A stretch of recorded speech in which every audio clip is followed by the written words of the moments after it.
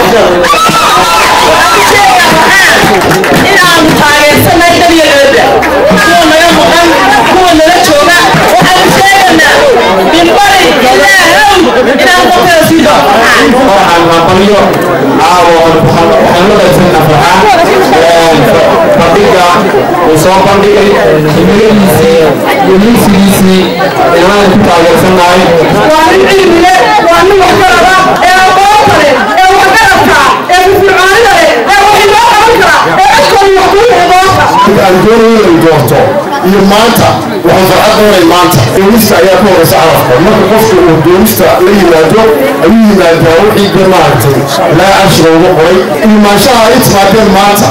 haddaan waayo waxay iga farxad doona caawa waxaan leeyahay anigu waxaan aan doonayo runtii waxa weeyaan waxaan aqoonteeda u leeyahay doonistu waxay ka soo dhex baxdaa bulshada aniga bulshada ayaa igu dhalisay inaan noqdo ama aan ahay mid maalin kara